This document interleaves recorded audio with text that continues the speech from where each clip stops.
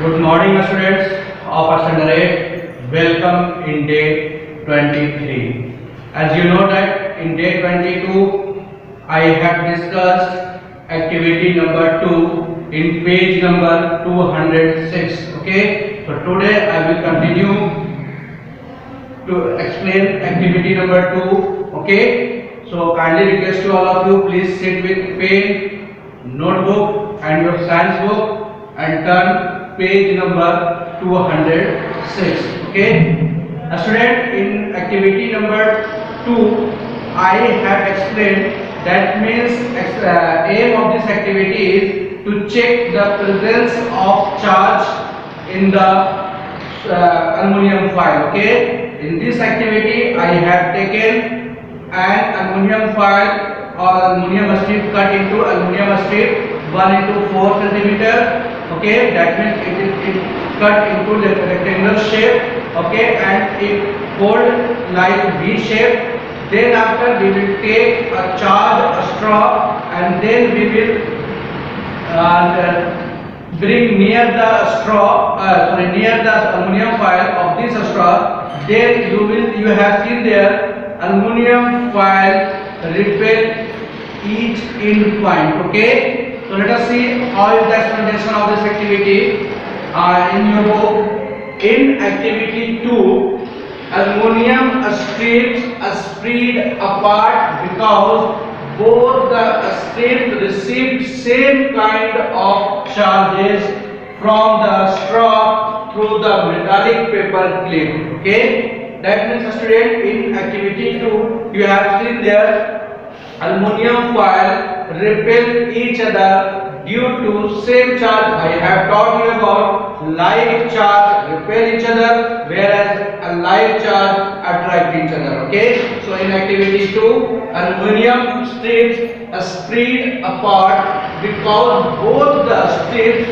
V shape, both the end of a strip receive same kind of charges. Okay, from the straw through metallic paper clip. Okay, therefore they repel and move away from each other. Therefore, because they carry same charges, so therefore they repel and move away from each other. Okay, an electroscope is an early scientific instrument that is used to detect the presence and magnitude of electric charge on the object. So therefore, after this experiment, an electroscope is invented. That means we can say that an electroscope is a device which is used to detect the presence of charge in the body. Okay. So if definition is asked in the examination, define electroscope, so you will give the explanation of electroscope. It is a device which is used to detect the charge or detect the presence of charge in any body. Okay, it works in the following manner. And now let us see what is the working of electroscope. How it will work? So see here, first point. Touch the object to be tested with the metal cap of an electroscope. You will see there in an electroscope there is a metal cap, and you will touch this metal cap with the object which you have to find there the object is charged or not. Okay. If the leads of an electroscope open up, diverge, the object is charged. Okay. When you will see there in electroscope, the leads of an electroscope open up, that means you will the leads of electroscope is initially folded, and when you will take any charged object or touch the charged object with the electroscope, then if the if the object touch with the electroscope, leads of electroscope, and the leads open up, then we can say that the object is charged. Okay. Now second point, if the leads remain unaffected, the object has no charge, and if the leads of electroscope is not affected by touching the object, then we can say that the object has no charge. Students, the extent of diverge divergence, that means the leaves diverge each other, that means separate from each other. The extent of divergence of the leaves is a measure of the charge on the object. That means the leaves separate from each other and it goes to and it covers how many distances, then it will say that the object is how many charge. When it goes more distance, it covered more distance, then we can say that the object is more charge. When leaves of electroscope covers less distance, separate less distance, then it is said to be the object is less charged. Okay, so we can say that the extent of divergence of the leaves is a measure of the charge of the object. An object carrying a strong charge on the object, that means when the divergence the charge is depends upon the separation of the leaves.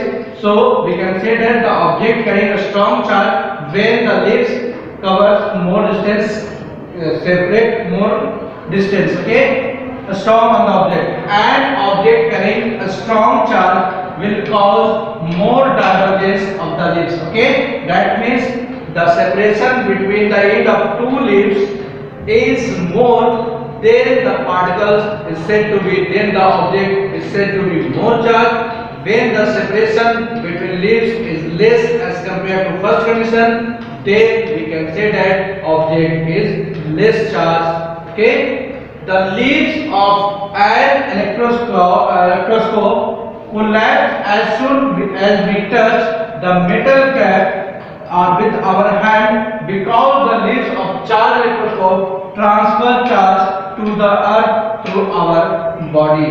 When you touch the electroscope with your naked hand, then the charged particles collapse, that means attract to each other, then we can say that our body is also charged. Okay, this process is known as earthing. Okay, what is earthing? Let us see. The process of transferring of charge from a charged object to the earth is called earthing. Okay, the transfer of charge to a body from a body to the earth is called earthing. Okay, how will you define earthing? Earthing means the transfer of charge, the process of transfer of charge from a body to the earth is called earthing. Okay, students, today I have discussed about activity 2. I have also once again explained about activity 2,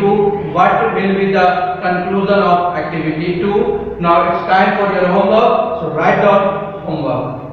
Students, today I have given 2 questions for homework of day 23. So here, this is your homework for day 23.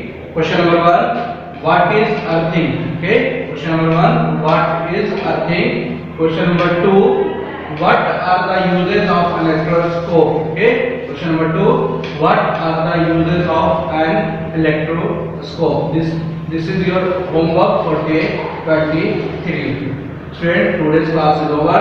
Thanks to all of you for watching me. Have a nice day.